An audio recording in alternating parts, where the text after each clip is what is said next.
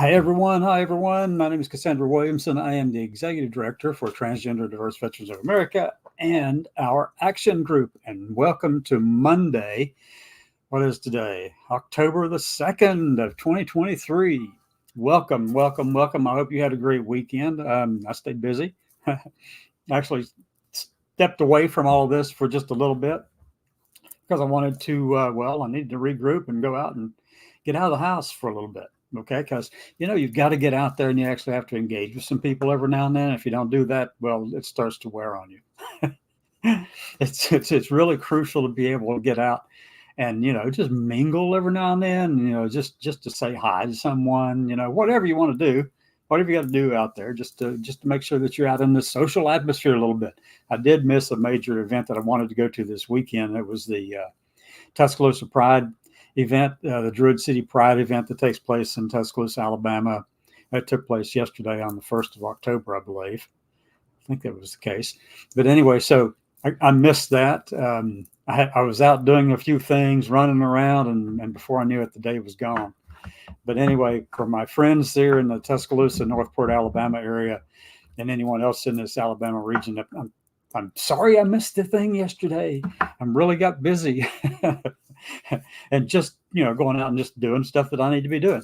The biggest of which was I actually go out and do, I don't know if y'all need extra money or anything like that. There's an easy way to do it. There's really an easy way to go out and make a little extra money. A couple of ways, two ways. One that I've been with for almost 2 years, I guess. Now I've been doing it just on and off. It gets me out and help. Actually, last year it helped me get around the country even, because I would just, go someplace and I didn't know the first thing about any of those communities I'd been in. It was just a brand new experience for me. So I went out and I would do some DoorDash, go out and pick up somebody some food and take it to them. And, it gets you to connect with people that you would not ordinarily connect with around the nation and even in your communities. So you can actually make some decent money doing that. Just a little pocket change here and there. Uber's a good one. Being our partner, I've got to say, get out there and get involved. If you want a little extra money and you have a means to be able to get around, go check out the Uber site. And, be one of the drivers if you need extra cash in your pocket. I don't know if it's like DoorDash per se, but I know that DoorDash, the way it's set up is you can get paid immediately as you close out each of your periods of activity. If you go out and work for an hour and then you're no longer dashing, well, it gets deposited directly into your bank account. That's like ding, or into your card. It goes into I have a card with them. So, that's just quick buzz. You know how much money I made this past weekend just doing that, just riding around town? I'm going to guess about, what's not even a guess? $280, $290 over the weekend. Just going out and doing a few things, driving around. I finally got my car. It was overheating for the longest time, and I had a difficult time actually trying to get it to figure the problem out. I changed out the overflow reservoir because I thought it was cracked. It seemed like it might have been, but no, it turns out that thing's got a pressure release little thing on the side. I don't know anything about cars, but it has a pressure release thing, and it's all tied to the cap, and well, it was great to me.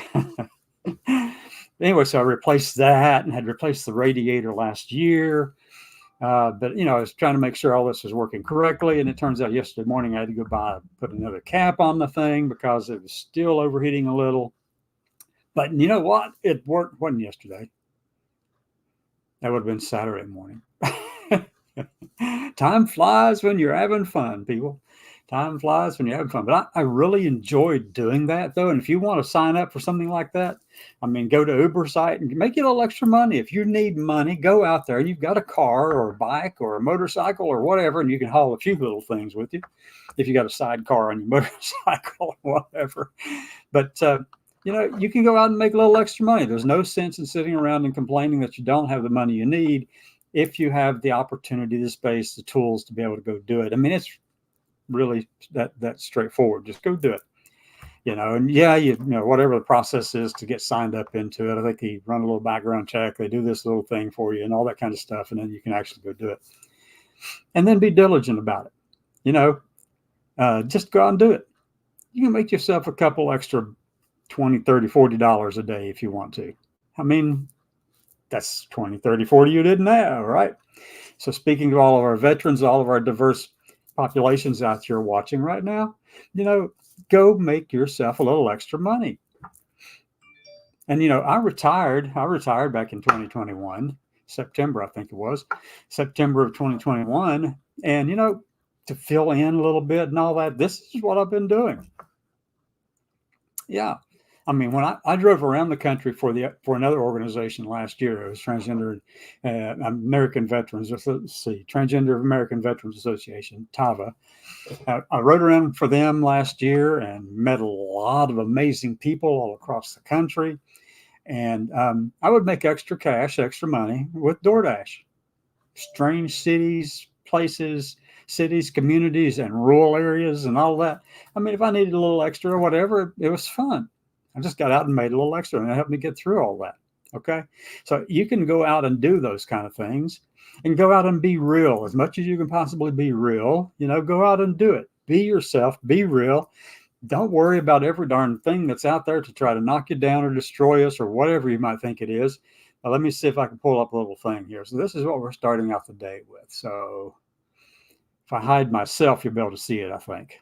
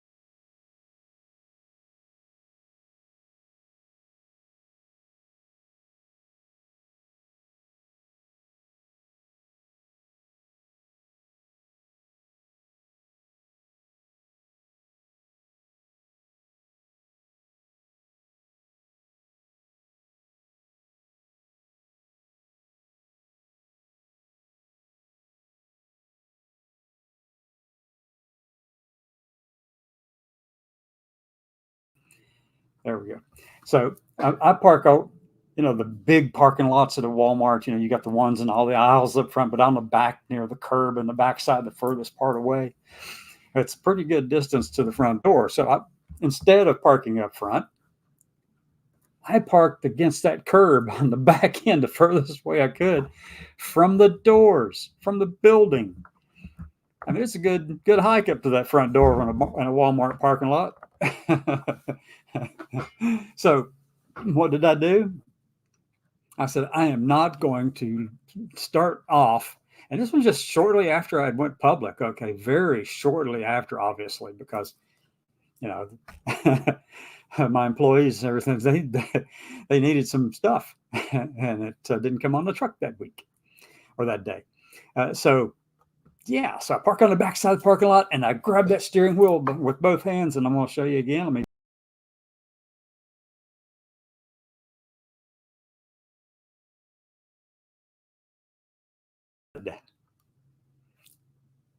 open the door and march, Marine.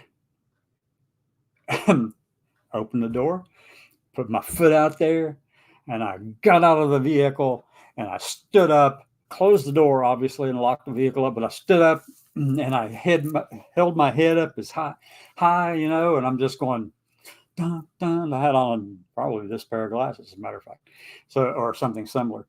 No, something a little bit similar.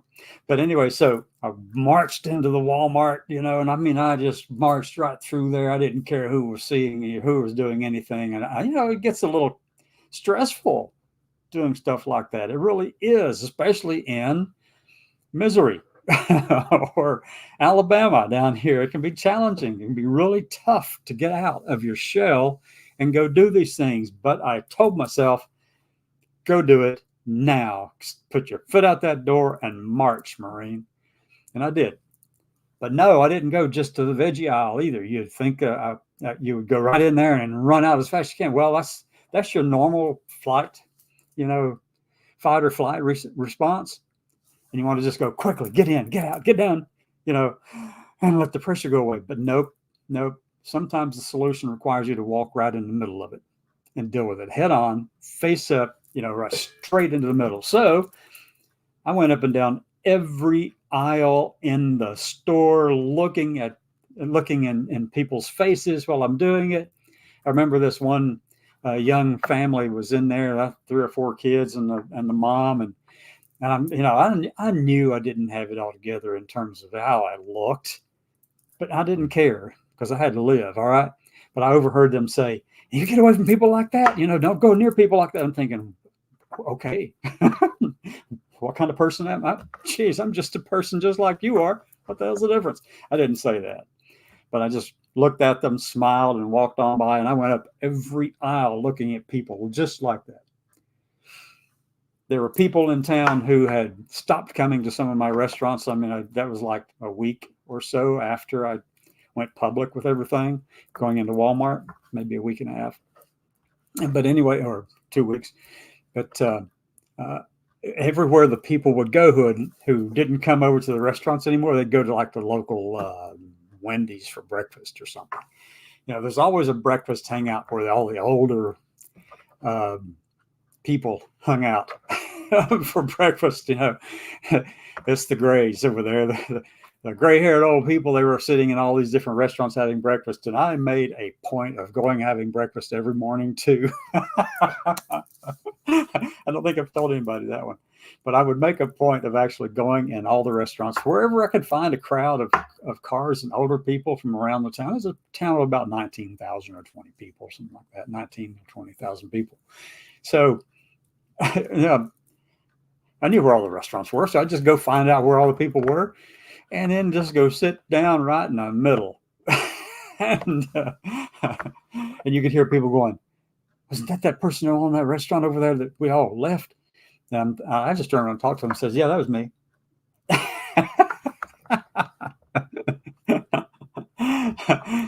And that's how I had to deal with this, because I was not going to let it have control of my life. That kind of fear and anxiety.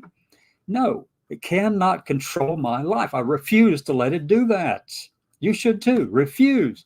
And I'm not talking just about transgender or gender diverse people or any kind of minority status. I'm talking about people in general. If you have a fear of something, if you have some kind of anxiety that's associated with something, and I'm going to tell you something in a minute that's a little different, okay?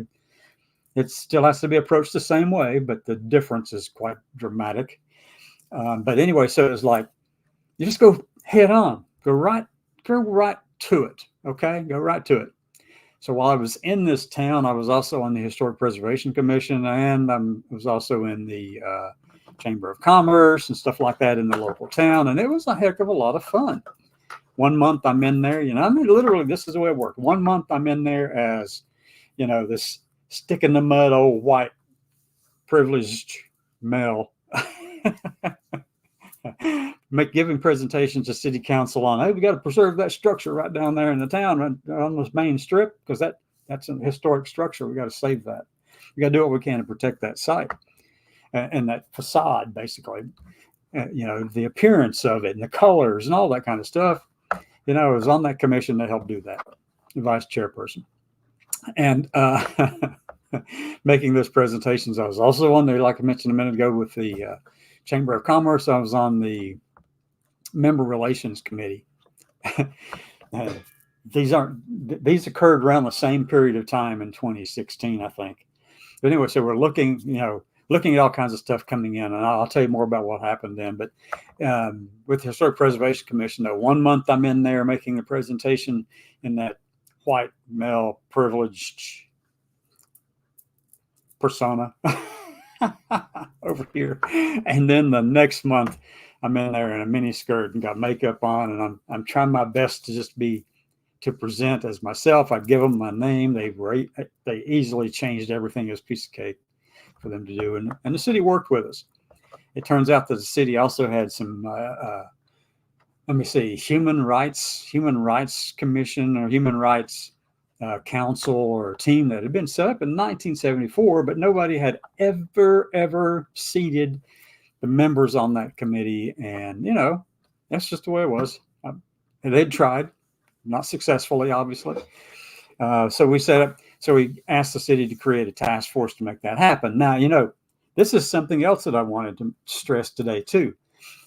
One of the ways that we have to be able to get people on our side is to realize that diversity comes in all kinds of forms and shapes. And sometimes you have to invite in with some deliberate intent, but some reservations and controls in your mind about how you're going to deal with this in case it goes berserk quickly.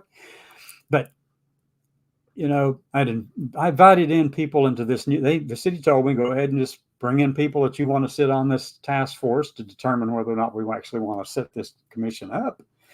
And so I brought in everybody I could think of who was opposed to me, to LGBT people, particularly transgender people.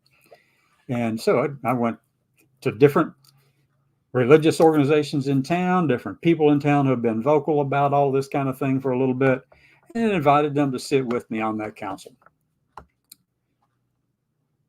Well, the city council members, they wanted to know, why would you want to do that? And I said, well, look, if you're going to have a human relations committee here in town, it's got to be a human relations committee. You can't exclude people because of their religions or their ideologies or things like that. You just can't do it, because you limit the future that way.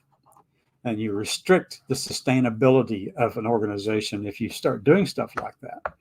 If you become insular and start dwelling in an echo chamber, which we're all prone to do. It's human nature to do that, to associate with those that are like us and to listen to them, who, the people who are like us. That's just human nature. We get that. But it's one of those things that you have to work against if you want to have something that is actually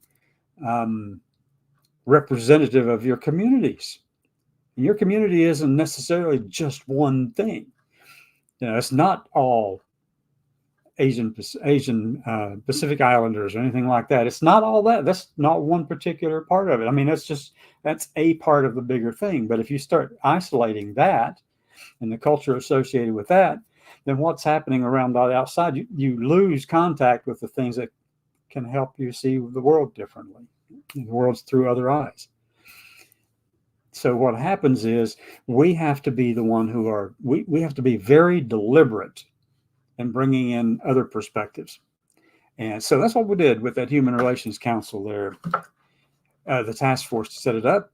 And then, as far as I know, it's still going. That's 9 years ago now. I don't know, something like that.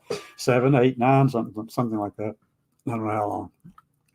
So anyway, the other thing that we did in the town, when I'm presenting to city council, by the way, on the historic preservation stuff, here's what happens with that.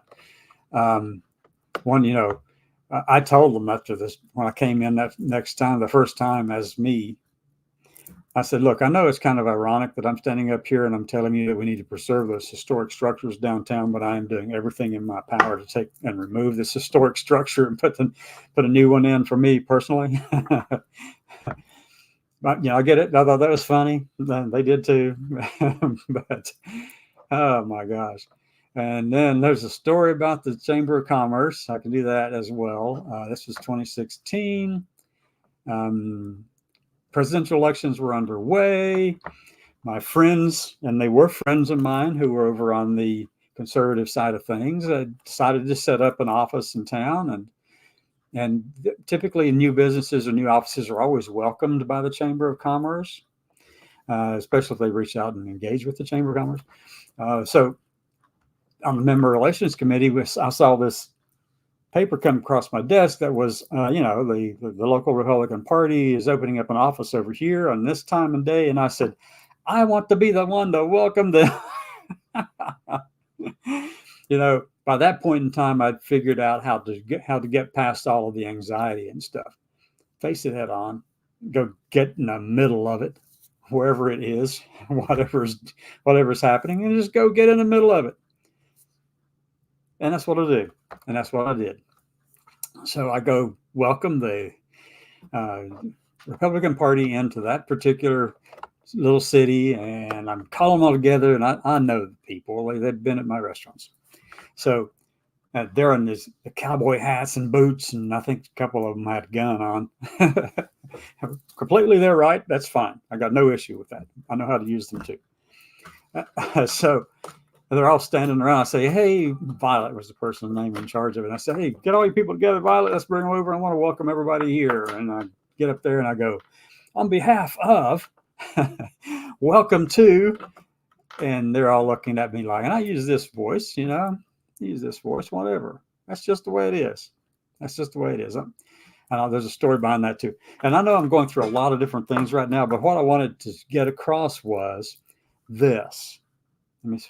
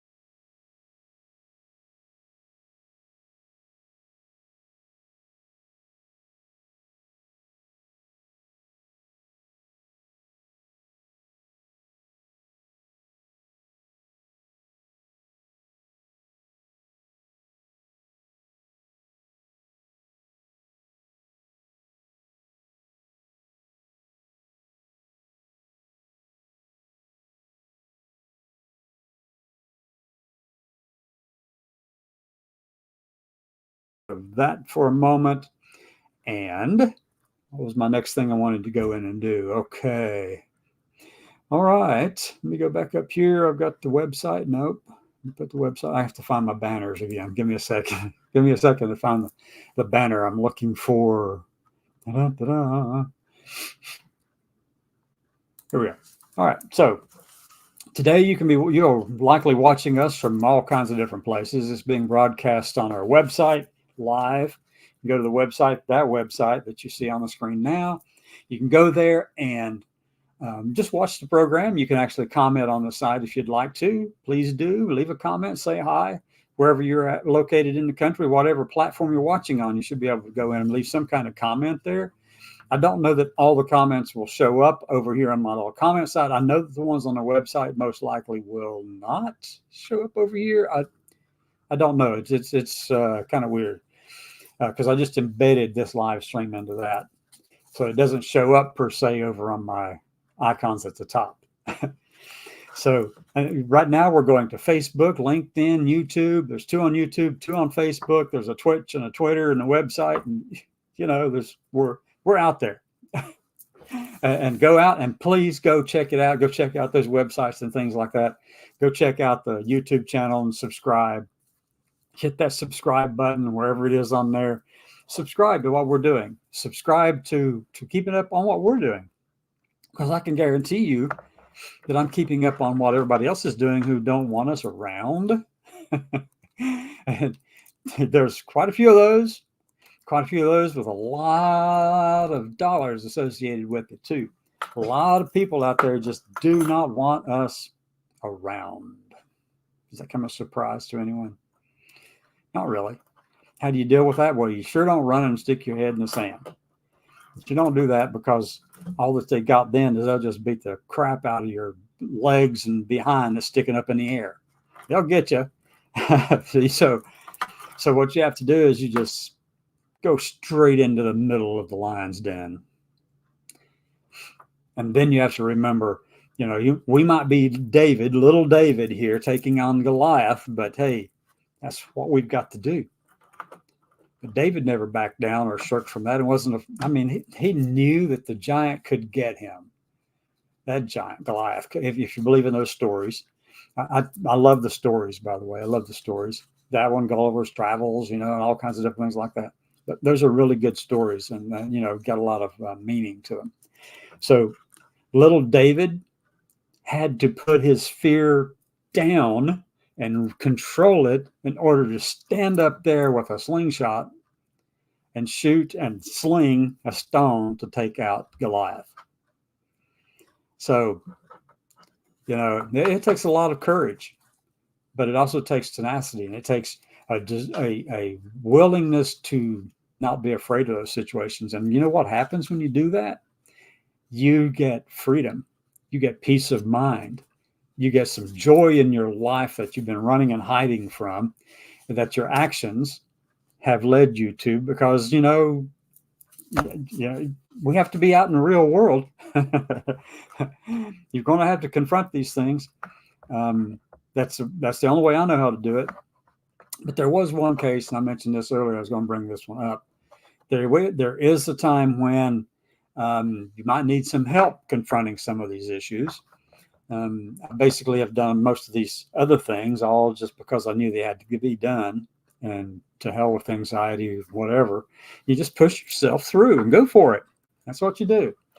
Well, this one is going. This is a red flag, not a red flag, but a kind of a trigger warning kind of thing right now. Just if you don't want to hear what I'm about to say, go ahead and go somewhere else or turn this off.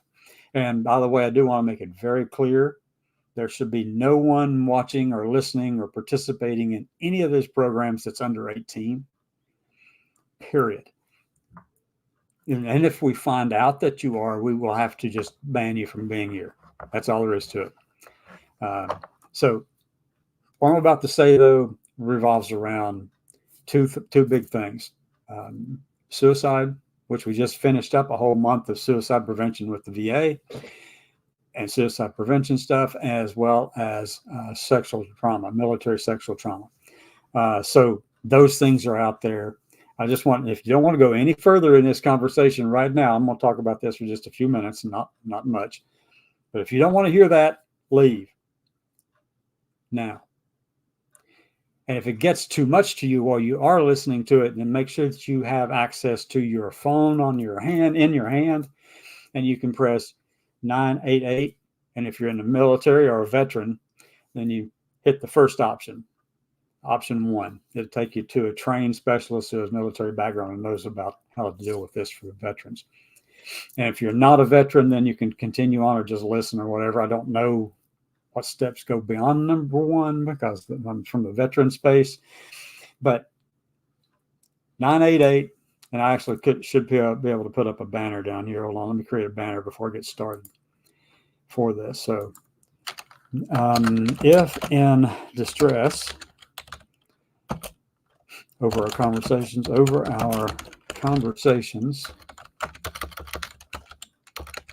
oops, call 988 option 1. Okay, let's scroll that one across the bottom. Here we go. Well, I think I did it all correctly. Hide for a minute. I wanted to create a banner. Where'd it go? All right, there, we'll just do that. If in distress over our conversations, call 988 option 1. Don't let what I have to say get to you because it can, and I know that. So I just want to make sure of that up front. Call 988 option 1. Don't run out there and do something stupid to yourself or to somebody else, period. Got it? And that's coming from, the old Marine Corps officer going, move forward now. Go call 988 and option 1, period. Go do that if you need to. All right. So suicide attempts, yes, I've got those in my life too. There are 4 major ones. 3 that are associated more directly with, within the past 20 years, I would say. Well, 4 of them, all 4 of them were. But anyway, it can be really challenging because you don't know how to deal with who you are and you don't know how to present yourself.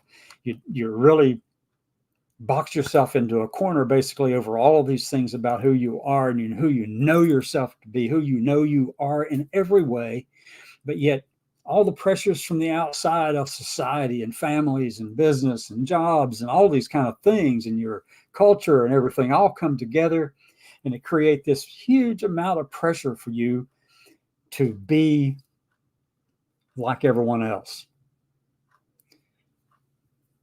That, I mean, just to fit in, that can be a real challenge for us because we don't fit in easily.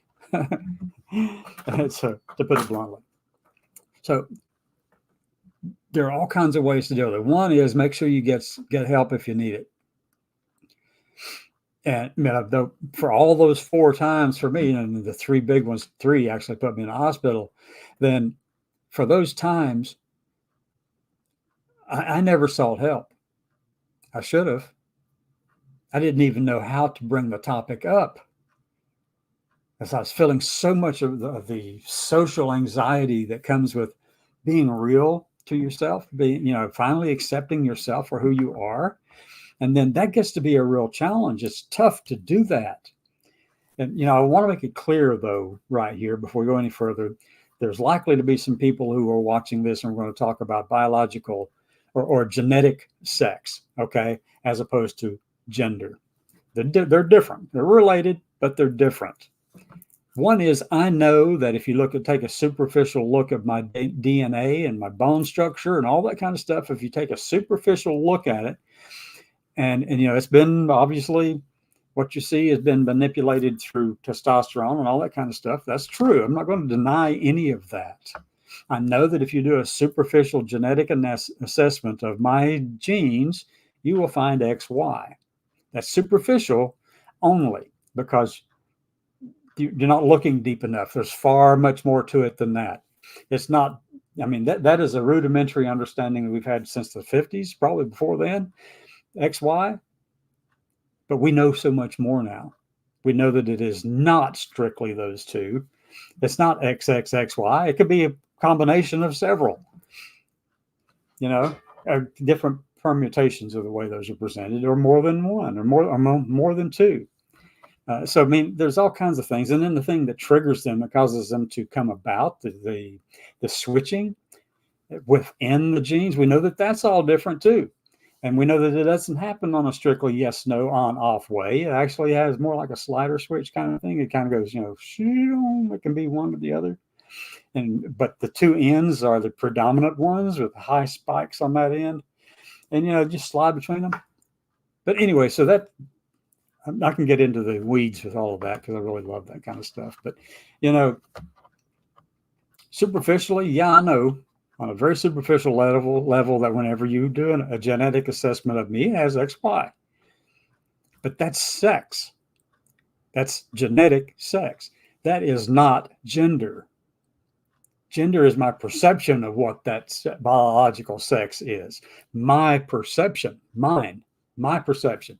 Your perception of who you are, if you happen to be XY, and you are presenting and living your life as XY, as a man, then, and it's strongly associated in that way, that's fine. Your sex is XY and your gender is still masculine or male. That's, one is sex and one's gender. There is a correlation, but only if we understood the more nuanced knowledge that we have about genetics these days. That's a whole other topic.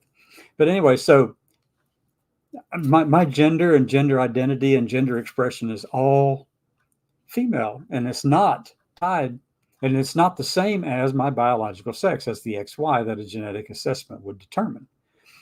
So why there's confusion, why people are trying to make a big deal out of that, I don't have the slightest idea.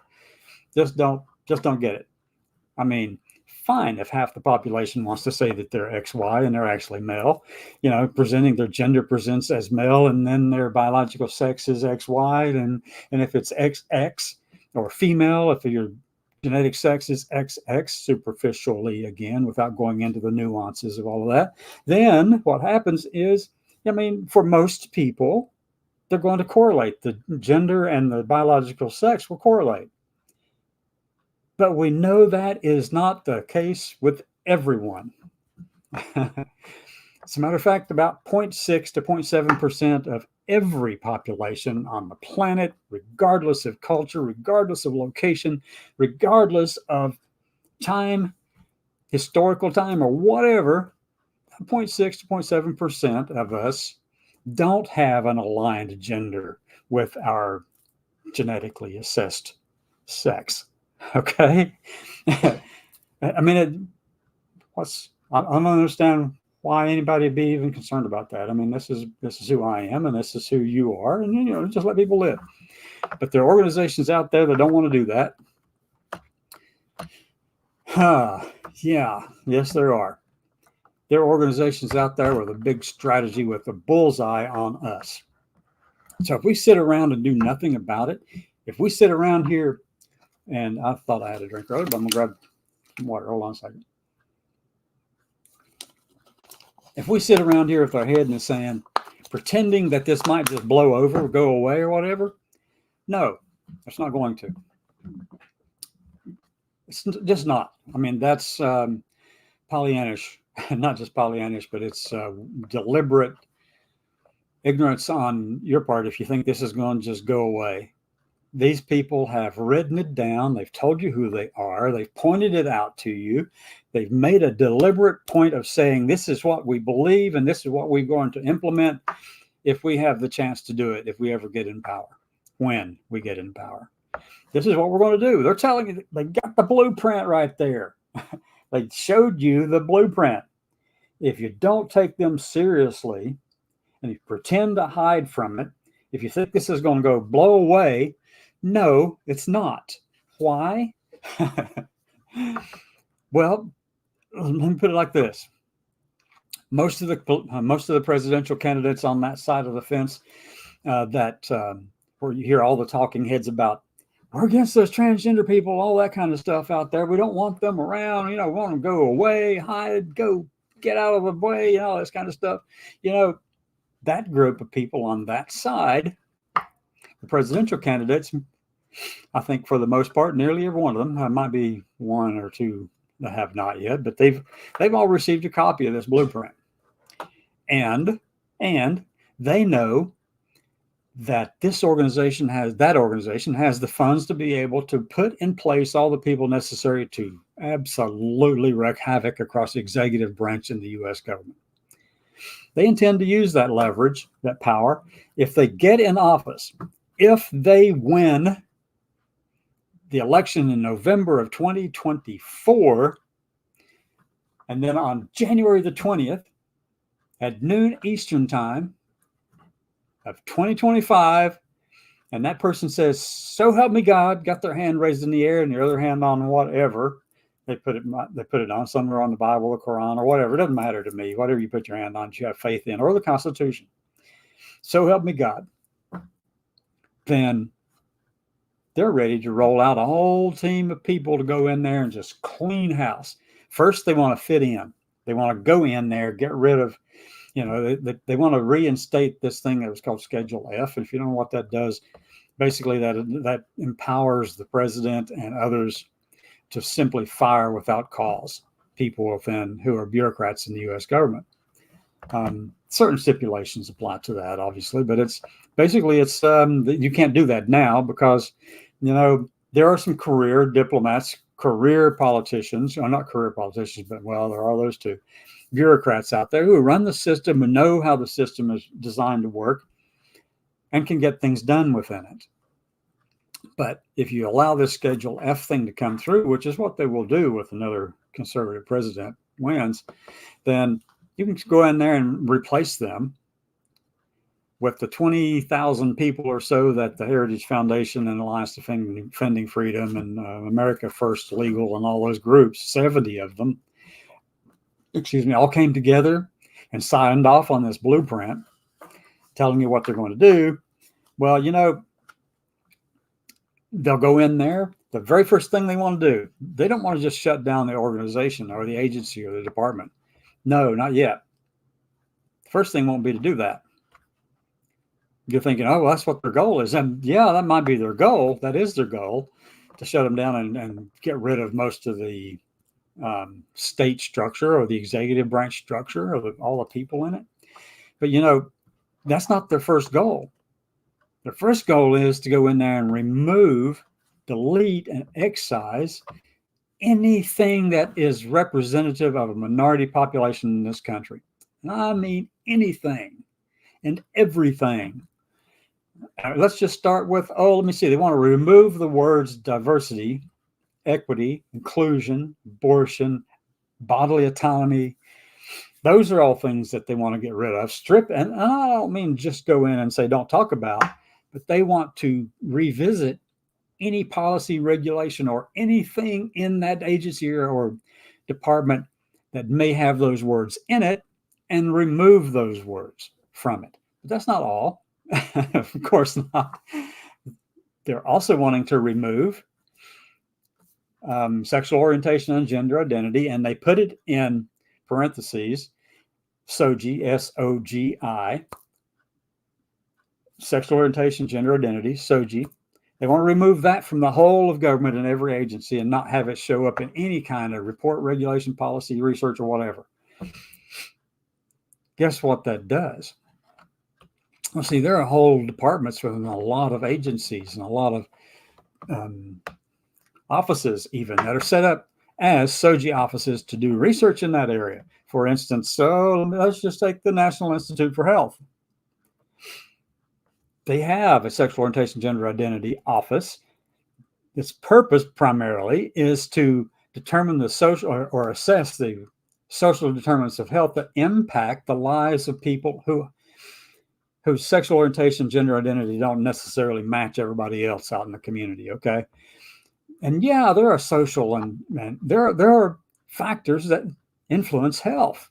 I mean, if the person that you're going to go get health care from scares the bejesus out of you because they are so rabidly over here in this extreme ditch on the right, now they just don't want to even talk to people like you or won't see you because you offend their sensibilities or whatever, forgetting in fact that you're a human just like they are. So I don't know why they wouldn't want to care for another fellow human being, but to each their own, I suppose, right? But not in official capacity with the government. Nope. Can't have it that way. But I can tell, it's just like, wow, there are so many things they want to go in there and excise from government. They'll remove SOGI from it. SOGI, sexual orientation, gender identity. National Institute for Health. The VA's offices for LGBT people and Center for Minority Veterans, stuff like that. Those things are all, and all the DE&I, all the diversity, equity, inclusion programs, in the whole of the executive branch, they want them all gone. They don't want them to be there. They don't want the words mentioned. They don't want to talk about it at all. In other words, they want to literally whitewash the entire whole of the federal government, thinking that, well, we're the majority here. And this goes back to a bunch of other crap. I can get waxed over into that too, like Numbers USA, for example, wanting to maintain the proportions of black and white, black to white, and Asian to black and white. And, the population statistics, that's what Numbers USA is really all about, is trying to maintain that. It acknowledges that they exist, but it also doesn't want to give up any of its power because, why would they want to do that, right? Oh my gosh, really? So they're afraid of losing their position. And if the roles were reversed, they would be doing exactly the same thing that all the minorities in the country are doing right now, trying to just fight to be recognized and heard and seen and to have a seat at the table. Jeez, oh my gosh. They would do the same thing. I mean, if the population in the United States were this way, let's say if the population in the United States was, let's say 270 million LGBT people, and then the remainder being just straight, cis, white,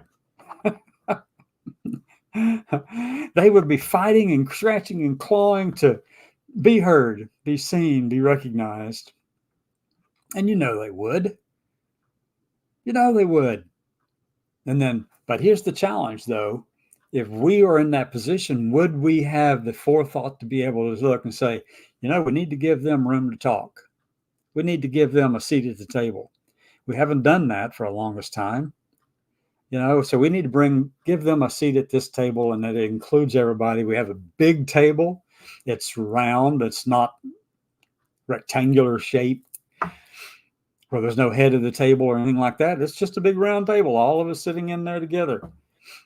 If the population in the U.S. was, let's say, African American, the largest population in the country percentage-wise was African American. Well, then guess what everyone else would be doing? They would be saying, please give us a seat. Please hear us. Please recognize us too. Would you do that? Which side of the fence, which side of that role would you find yourself on? And how would you react to that? Well, obviously it's a different way to perceive the world, but if you have to walk in somebody else's shoes for a little bit to get it, to figure that out, it might be a wise thing to do, So I've talked around all the topics today. Just going on and on, just carrying on. I think I started out the top talking about, hey, look, you can make some extra money out there with Uber or DoorDash or whatever. Yeah, go do that. Go do that. If you need extra cash and you have the means to do it, go sign up and make yourself a little extra. Don't sit there and just wallow in nothing. All right. And that may seem harsh, but that's actually the way it is. And I know that there's a lot of people who don't have the resources to go do that, and that's fine. There are lots of us in really dire straits, and we know that. So that's the part of what we do in TDVA and TDVA Action Group, is that we want to make sure that our people, our veterans specifically in this case, can get to and from their VA appointments. We're getting ready to roll out some stuff here in mid-November. Our amazing team over on the TDVA side, under the leadership of Sarah Colasanto and Illyria Stanley and the whole board over there on that side of our organization. They're working on some really good programs that can do this. The biggest, obviously, will be our transportation program. We're working in conjunction with Uber, and that is designed primarily to, I don't know why my hair is just acting weird. Anyway, So that's designed to be able to get those veterans in need who aren't receiving these kind of care already from VA to get them back and forth to their appointments. That's the biggest thing about that. We've got several cities we're looking into doing a test in and a pilot in just to see if it can be done, to see the feasibility of it. So we'll see how that rolls out. And obviously, we're not taking over any kind of transportation responsibility or anything like that. That's already there. The DAV has some good programs. The VA does too, but it's contingent upon your disability rating or your rating. Some places require 100% to get full coverage for transportation, but we want to fill in the gap for those of us who don't have 100% but still have VA care. So we want to make sure that all of our people can get to and from the VA. So other facilities have a 30% cutoff on rating, but it's really contingent upon each of those facilities to determine, what the cutoff is, where they take care of it or where they need someone else to step in and take care of it. So we're working in conjunction with Uber Health, Uber, and our good friends at Uber to make sure that happens, to roll it out for everybody. Okay, that's the big thing. Another thing we're looking at is, and this one is a little bit further down the road yet, but we want to do some veteran stand down kind of activities, either providing resources to support stand downs taking place already. And there's a good schedule of them already out there, by the way. You can go on our website and find it. But we want to be able to provide the resources and stuff to help them do that. And those are all over on the TDVA side. And that would be things like, your wellness kit, maybe a little box or a box of something that may have, if you have a homeless veteran out there, or, there's kits you can get that's got toiletries in that, maybe some shoes if they need it, a little blanket. Try to get them off the streets. Obviously, that's the first thing. But there's a lot of veterans out there who are so fiercely independent and don't want to come off of the street. Now, we need to make sure they're taken care of too. And that's a choice. I mean, that's one of those decisions that we can make. People do make. So we have to be cognizant of that.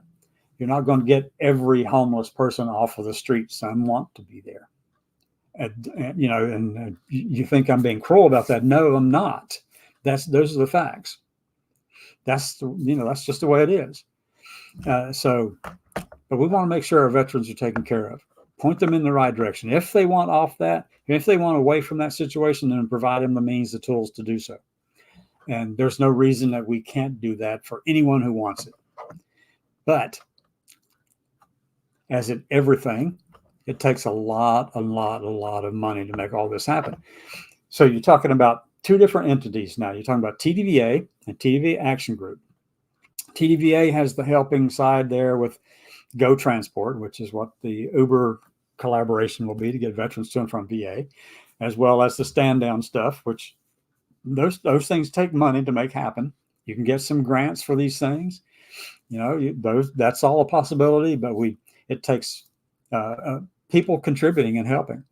Over on the Action Group side, which is where I spend most of my time talking anymore these days, if you're going to take on the Goliath, the size of the Heritage Foundation and its other organizations, supporting organizations, well, Heritage alone last year in 2022 had a ending balance of $265 million.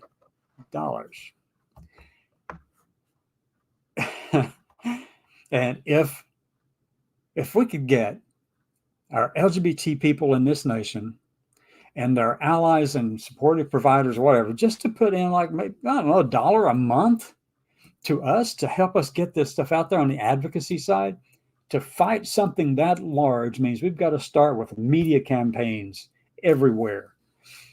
A national media presence that just sweeps the whole country. Get that big ad on the Super Bowl Sunday or whatever. We've got to have something that is seen everywhere. But those aren't free. People need to know. This nation needs to know who we are, telling our stories, going out and helping people, going out there and taking care of stuff. They've got to see it. And right now, there are forces at play with so much money that they just pretend we're not around now. Yeah, really. I mean, you can go out and try to poke them and see if you can get a response from them. But they know, here's what it is. They know that if they give legitimacy to you by accepting that challenge, then they've elevated us up a little. And so they don't want to do that. They're not even going to acknowledge we're around. As a matter of fact, you can send out all kinds of stuff. Hopefully you might get something to stick. But right now it's the shotgun blast going and it, people are just, I don't know what's going on with that. But anyway, they don't have to respond to us because we're like a gnat compared to what the resources they have. So we need all of you. Go to the website, either one of the two. Only one of them is tax deductible, though. I want to make it clear. The only one that you can contribute to the TDVA.online account, TDVA.online, www.tdva.online. That is a C3 organization that's tax deductible. But the C3 money and the C3 organization cannot be as strongly engaged in the advocacy side as we are over on the action group side. That part of this organization. Any money that goes in over to the action group side ends up as being taxable, or at least you can't get a tax write-off for contributing it, okay? But you can over on tdva.com, not tdva-ag. I mean, I said all that backwards. Hold on a minute. Let me get this back in here. I can pull up the right thing here for you. Where are we? Da-da-da-da. Oh, here we go. So this one is our action group side. That is tdva-ag.com. And then over on the other one, it is the www.tdva.online. That's the one that is tax deductible. And this one on the screen now is not. But if everybody in the country, all those people give just $1 a month on a recurring basis, then we could have our presence felt and heard. Now, you want to know what can really rock their boat? You want to know really what would rock their boat? Is to have an advertisement on Super Bowl Sunday that talks about transgender veterans. Yeah. That takes a lot of money. How much is Super Bowl ad going for this year in 2024? Let me see. How much? I'll just do a search here. How much for, let's go with the big 1 minute. 1 minute ad. A 1 minute ad on Super Bowl Sunday.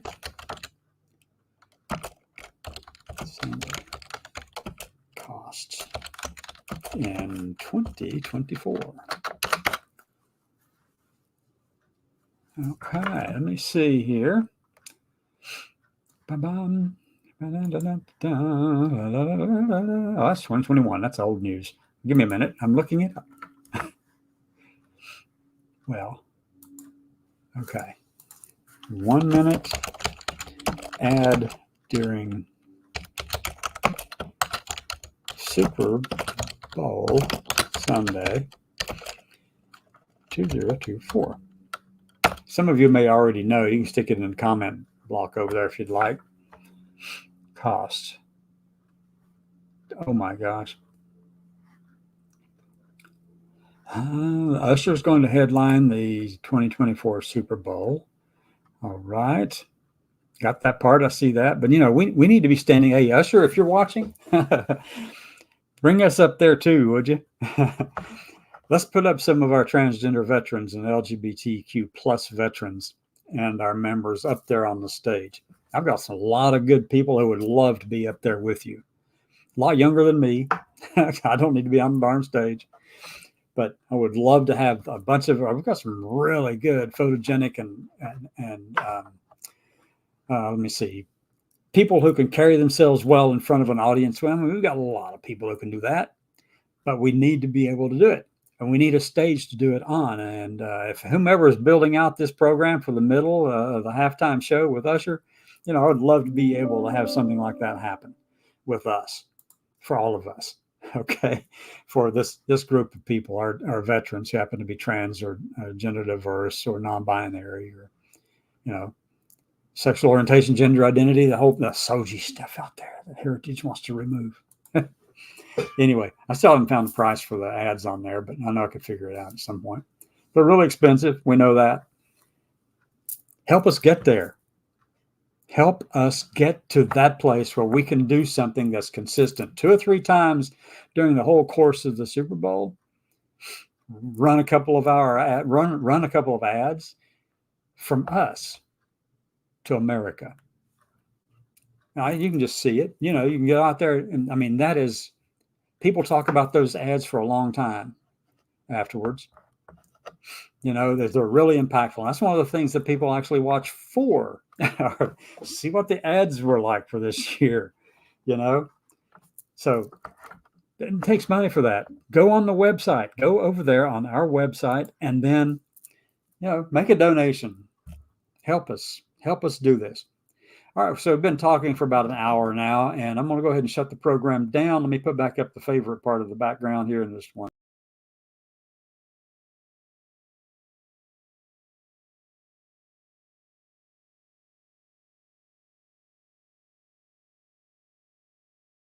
Whatever, and